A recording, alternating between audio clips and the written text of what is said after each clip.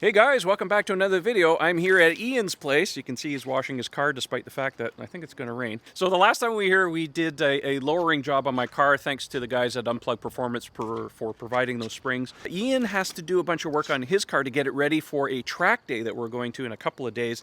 So that's what we're going to be doing here. We're going to be putting a bunch of parts on here, courtesy of the guys at Mountain Pass Performance. But first, he's doing something completely useless, but he says he wants his car to be ready for the camera.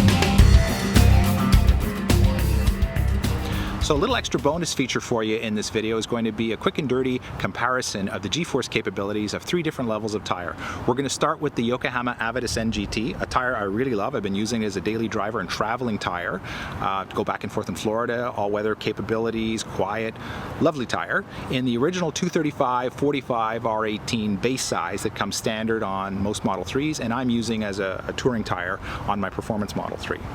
So we'll do a little G-force roundy around with that. Then we're going to step it up to the Yokohama Advan V105 that I've been using for testing on 0 to 60, etc. That's my fun performance tire and a little bit light track duty. So we'll see what that does. And then finally, we're going to mount the new Yokohama Advan A052, the Godzilla of DOT legal street tires, the new compound that we're going to be using to go on the track at Mont, Tremblant, and we're going to see how that does.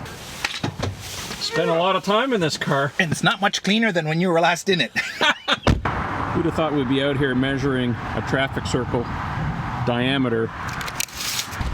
Well, it looks like some people have gone over the curb a few times. People have been doing some racing here. All right, we're calling this spot the middle. Le Centre. But here's what we're going to do. We're going to walk to the edge. Yeah. And we're going to go walk. We're basically going to swap ends as we go, and then we'll go to the other edge, and then we can calculate the average distance out to the road surface we're going to be using. All right. 41, 43, 44,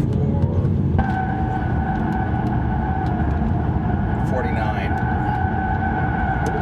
Oh yeah, at 50 it wants to definitely scribe a larger arc. It's getting squirrely. Yeah. So, yeah, 49 is pretty much the limit reliably. I'm happy with that result. Okay.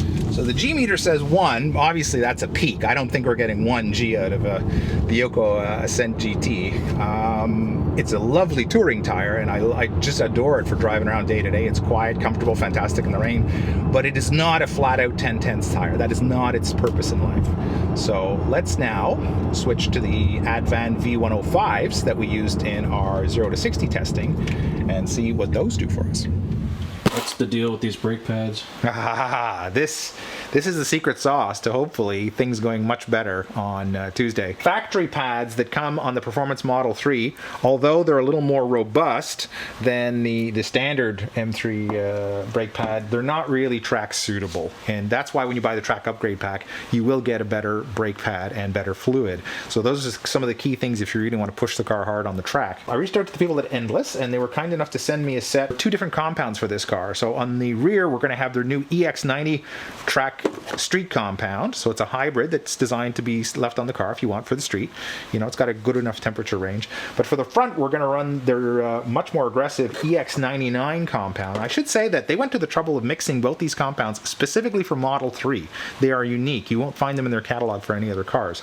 So I thought that was really cool. So we're going to try the EX99 up front. This is supposed to be a really aggressive pad, and it should have phenomenal bite even at very high temperatures. What's the retail cost of these things? Yeah, well, you're looking at $450 US per set of pads. So if you want to do the front and the rear, they're $900 US. But I think head and shoulders, this is one of the best pads you're going to find for this car.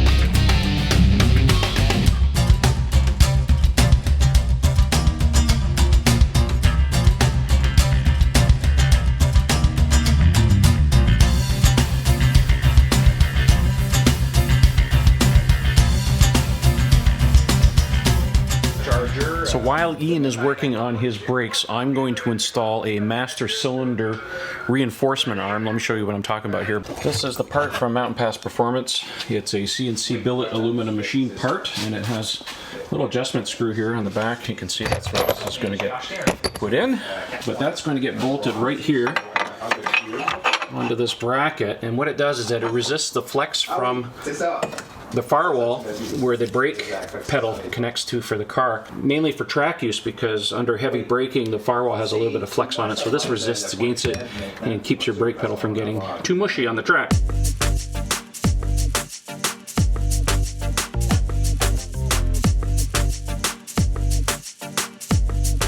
So the fluid we're going to be using for this is Castrol's FRS race fluid, and the reason I picked this is because it's got pretty much the highest wet boiling point that you can get for brake fluid. Brake fluids typically have a dry boiling point, which is fresh out of the bottle when they're brand new, and a wet boiling point after they've been exposed to the atmosphere, and they are hygroscopic, so they will absorb water. So the minute you put them in service, over time with your vent breathing on your reservoir and so on, they're going to get moisture in them, and as they absorb moisture they become less effective, and the boiling point of the fluid starts to drop pretty rapidly, sometimes a couple of 100 degrees on some fluids, and that on the track can be very bad. So you want fresh fluid in the car for the track, and you want the highest wet boiling point you can get. The nice thing about SRF is its wet boiling point is higher than the standard fluids dry. It goes up to 518 degrees Fahrenheit wet and well over 600 when it's dry, and that means that you can run it pretty much for a season without having to change it or worry about it.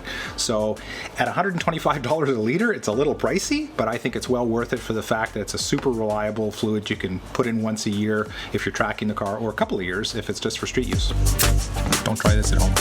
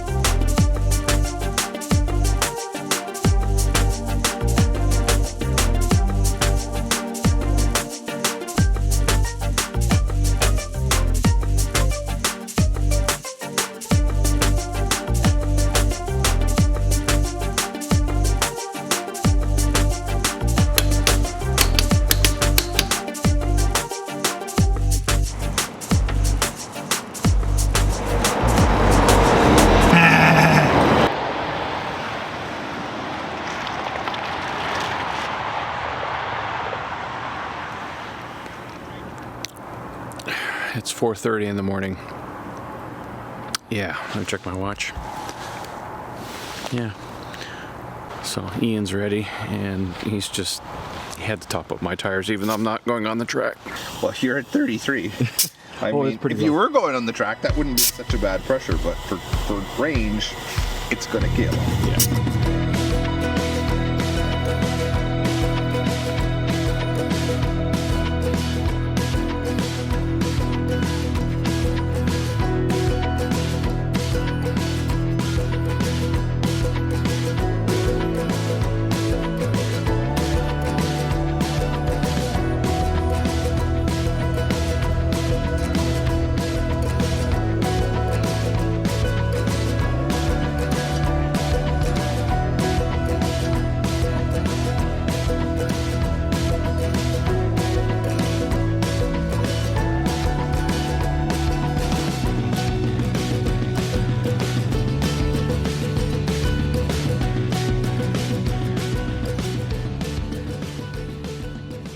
Well, good morning and welcome to world famous Mont Tremblant racetrack here in Quebec, and it is going to be an epic day. I'm not racing today, but we have a whole contingent of different people. We have some Model 3s, performance, a mix of all-wheel drive. Anyways, these guys have just passed their tech inspection. They're just waiting around for the track to open.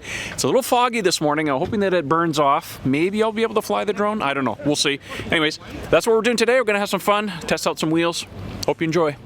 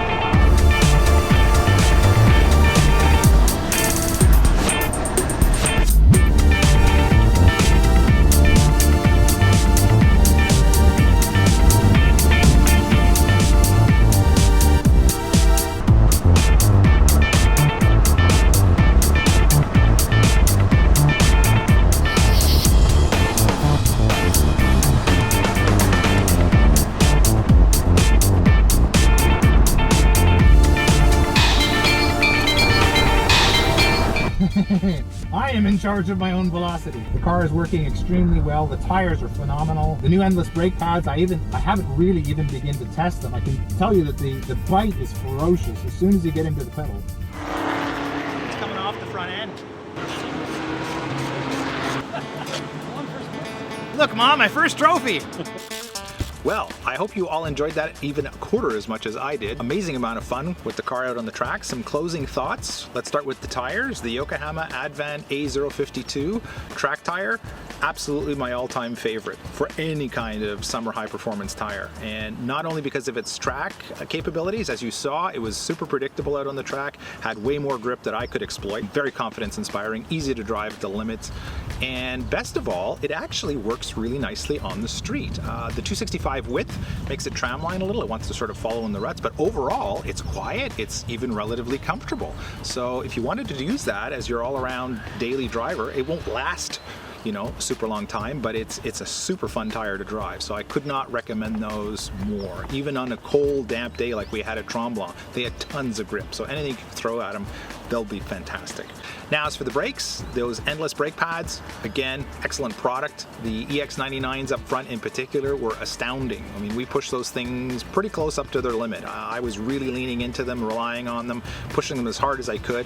As you'll see in the temperature sensitive paint chips that we put on the rotors there, those little sample patches, we easily burned off the 850 degree up front. We singed it in the rear. In front, I think we were even sort of on the edge of the 1000 degree marker because that seems to be partially singed off. So we were easily approaching 1000 degrees Fahrenheit on the front rotors. I noticed no difference in the braking performance. They were super consistent from start to finish in every single section, had tons of bite, progressive, easy to modulate, and more grip than I could actually exploit. So hats off to the folks at Endless for creating the absolute perfect track pad. And I'm going to leave them on the car, even the EX99s. I'm going to see how they are going into the colder months. Let's see what they do, and I'll give you guys a little update on that as we go. So as you saw, the brake pads were not the only modification that we made to the car. We also added some stainless steel brake lines from Mountain Pass Performance, along with their brake booster reinforcement bracket. Now, both of those things dramatically improved the brake feel. I kind of wish I'd done them separately so I could appreciate the differences each one of them makes. I think the lines probably had the lion's share, and for street use and for track use, that's an absolute must. Very reasonable cost, very easy to do. The brace definitely takes it up even a notch further, and I think the two of them together really dramatically change the brake feel, that's for sure. So if you want to invest in both, I think they're well worth the money. And finally, that Castrol SRF brake fluid, we never even came close to exploiting the temperature limits. As you'll see from the caliper stickers, even the front calipers never showed anything higher than 250 degrees Fahrenheit. This comes back to Endless and I think their brake pad formulation, which really helps insulate the calipers and the pistons from the heat coming off the pads themselves. So there's definitely some solid magic in those pads that helped keep the calipers cool, because we had no problems with boiling whatsoever. But big kudos to Mountain Pass, Canadian company, of course. I'm a little biased, but I think these guys are one of the absolute best in the aftermarket as far as tuning products for Model 3. Another mod that we didn't talk about much but really helps is the Schroth 4-point harness that I added to the car. This is a simple install. You can basically loop it around. You can either go to the factory seat bolts in the lap belt positions, and then behind the headrest, you bring it down at a 45-degree angle, and then I use clips basically to clip into the child seat restraint loops that are there, and that's really all you need because it's a backup. It's not your primary safety device. That, of course, is the 3-point harness. You're going to wear that in conjunction with it. So, but to hold you in place during a track day or even a solo event, well worth the investment. I highly recommend one of those. Maybe we'll do a little feature on that as a separate item at some point. Lastly, let's not forget the car itself. As a performance Model 3 was designed with track mode in mind, this was the first time I really fully exploited it, and I should have uncorked the track mode even a little more than I did. I just wanted to keep the car sort of within its limits for my first day circulating on that track. When you're going over 200 kilometers an hour, 125 miles an hour, I kind of wanted to leave things as they were, so I kept the medium default track mode settings. My only regret is I didn't engage it earlier after the supercharging sessions, because as you'll see in the video, the temperatures climb pretty quickly. After about 2 or 3 full laps, you can see the battery temps started to come up. So word to the wise, you might want to engage your track mode as early as possible before you hit the track to really cool down the battery and optimize the amount of laps that you can get at full power. This car just loves the track. It was so much fun. I hope that comes through in the video. It's an absolute riot. So if you have one of these, get it out on the track. I also want to give a big shout out to the guy holding the camera right in front of me right now, Mr. Page, who I put through incredible amounts of torture. Appreciate all of the work that you did. That was absolutely phenomenal, and I am now indebted to you. So whatever torture you would want to inflict on me next, you're welcome to do so.